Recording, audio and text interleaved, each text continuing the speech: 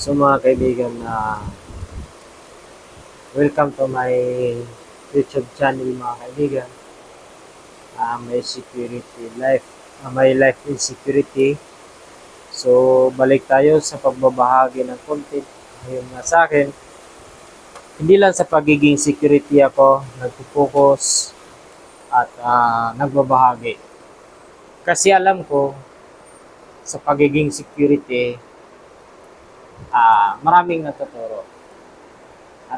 Kaya nga, pero sa biblical naman, mabilang lang ang nagbibigay ng kaalaman at nagpapaliwanag ng kaalaman tungkol sa Biblia. Lalo na sa mga nangyayari sa panahon ngayon. Maraming nagsasabi na itong mga bagay na to ay mangyayari talaga.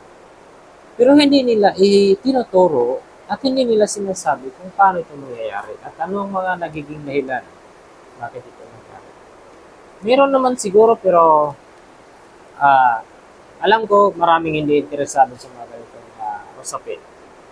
Pero kahit na mga kaibigan, magpapatuloy pa rin ako sa pagbabahagi ng aking nalalaman kahit kunti lang. So mga kaibigan, basahin natin ang ikatlong kabanata ng Genesis na ang pamagat ay nagkasala ang tao. So nagkasala ng tao. So magpatuloy na tayo mga kaibigan para hindi tayo maubusan ng oras.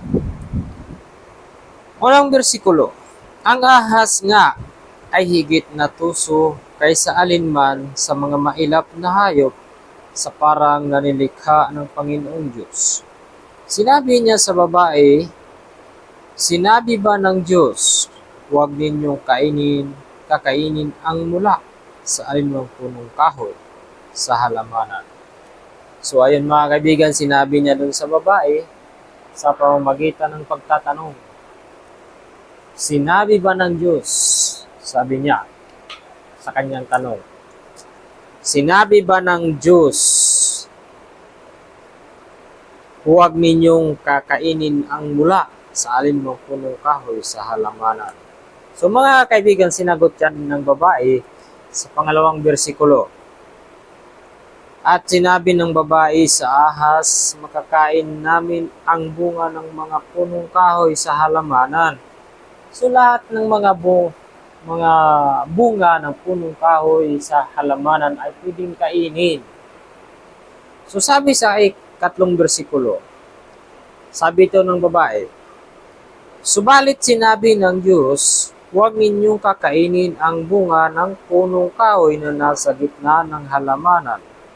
Huwag din ninyo itong hihipuin, kundi kayo'y mamamatay.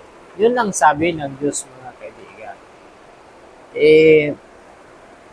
Bakit nangyari na ang tao ay namamatay pa din sa kabila ng lahat na wala sanang kamatayan ng tao?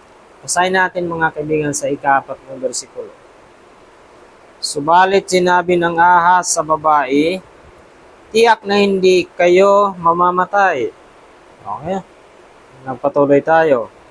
Sapagkat nalalaman ng Diyos na kapag kayo'y kumain noon, mabubuksan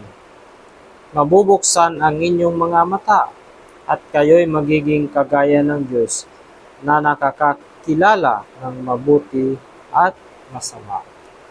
So, alam ng Diyos. Alam din ng ahas. Dahil sa kanyang ambisyon, gaya ngayon sa panahon mga yon nga kaibigan, dahil sa mga ambisyon, ginagawa ng kwento ang isang tao para matanggal sa pwesto. Dahil sa kanilang ambisyon na magkaroon ng kung anong gusto nila. Hindi natin isabihin na dahil sa pera, kung ano. Sabihin na lang natin na gusto nilang magkaroon ng kung anong gusto nila. Diba? Kasi kung sabihin natin pera, pero hindi lang sa pera umiikot ang buhay ng tao. Marami silang, kasi kung pera, ida-direct natin na pera, hindi naman agad nila makukuha. Meron silang mga paraan. Pero isa lang ang din ang dahilan, pera. Yan ang sabihin natin, pera. Yun ang dahilan. Maraming dahilan na pwede silang magkapira. Magtayo ng negosyo, kahit illegal, o kahit hindi sa kanila yung lupa, pwede nilang pagtayuan ng negosyo dahil sila yung nasa pwesto. Walang question sa kanila. Ngayon, kung maupo ang ibang mayroong ibang maupo sa pwesto, uungkatin ang mga ginagawa nila. Kaya anong ginagawa nila? Para manatili sa pwesto, gumagawa-gawa ng kwento. Yan ang ginawa nung ahas nung time na yun. Dahil sa pang-ambisyon, ginawa niya ng kwento yung babae.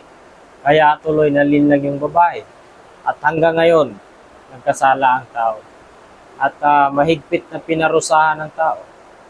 Sa halip na ang tao ay hindi mamamatay, ay ngayon ay namamatay na. So yun mga kaibigan, yun ang dahilan kung bakit ang tao ay nagkaroon ng kamatayan. Dahil sa panlilinlang. Kaya ngayon, sa ating bansa, nakikita natin dahil sa mga panlilinlang, nagiging kawawa ang bansa natin. So mga kaibigan, yun lang. At sana suportahan nyo ako kung nagustuhan nyo ang aking content. At kahit subscribe lang mga kaibigan ay malaking bagay na sa akin. Kung sana lang. So bye-bye mga kaibigan. Ingat kayo palagi. God bless.